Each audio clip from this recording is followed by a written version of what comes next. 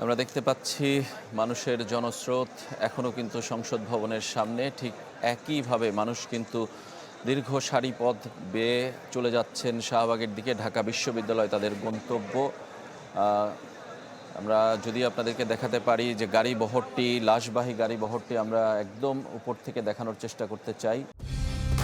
Colour expert, George sap এবং mild on hands technology সমৃদ্ধ Orix crystal wash আপনার laundry expert.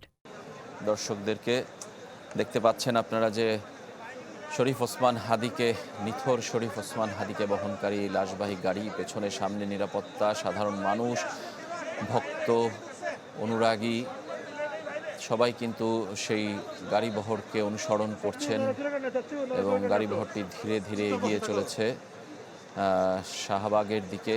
সেখান থেকে ঢাকা বিশ্ববিদ্যালয়, এবং ঢাকা বিশ্ববিদ্যালয়ে আপনারা জানেন চারুকলা ইনস্টিটিউটের ঠিক পাশেই জাতীয় কবি কাজী নজরুল ইসলামের কবর, তার পাশেই শরীফ ওসমান হাদির জন্য তৈরি করা হয়েছে কবর। কবর খোঁড়া শেষ, সেখানেই